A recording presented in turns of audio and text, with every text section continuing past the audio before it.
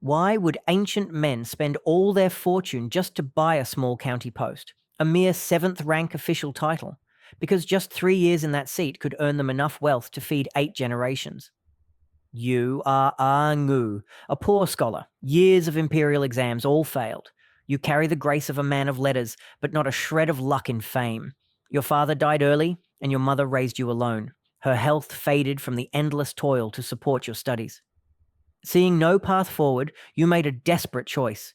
You sold all ancestral land, even married off your sister as a concubine to a wealthy merchant, just to purchase this barren county, Gao Lam.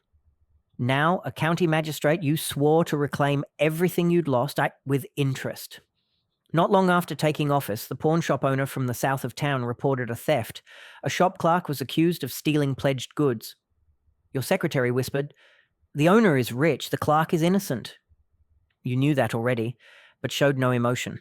You ordered the clerk imprisoned for further investigation. 3 days passed.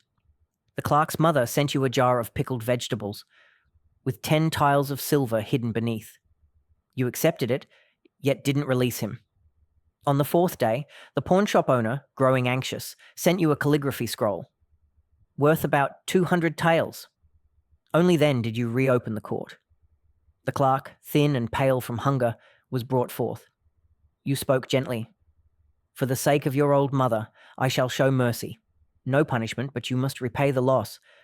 He had no money, so he sold himself to the pawn shop, a life of servitude, never to repay the debt. You didn't condemn him and still earned a reputation for kindness. The rich man recovered his loss. The clerk lost his freedom, and no one cared about his innocence. But you knew court bribes alone were too slow. You turned to taxes. The law allowed no misappropriation, but it never forbade extra fees.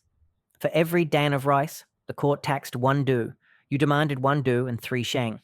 The extra called the surplus share. No one dared complain. You sold this extra grain to wealthy landowners nearby. During a flood, when the imperial court distributed 30,000 dan of rice for relief, you replaced a third of it with cheap, impure rice, pocketing a fortune together with your partners. Still, the quickest wealth came from public works. A stone bridge outside the city had long decayed. You petitioned for repair funds. "For the people's benefit," you said. The governor approved, granting 3,000 tiles. You hosted the local gentry for tea, collected donations, and raised over 10,000 tiles in total. But the project only cost 1,000. The bridge was rebuilt, sturdy enough to last 5 years, weak enough to need repair again soon. The rest of the silver was buried beneath your garden. Imperial funds, village funds, construction funds. You left none untouched. Money came fast and went faster. You gifted golden peaches and night pearls to your superiors, securing their favor. Within 6 months, you'd earned back all your investment. You planned to retire rich, build a grand estate in your hometown, erect a stone arch of virtue at the village gate. But one morning, the wronged clerk crawled back to your courthouse steps, silent, broken, refusing to leave. You ordered him dragged away, but he returned again. And that same week, an imperial inspector arrived, unannounced. A strict man immune to bribes.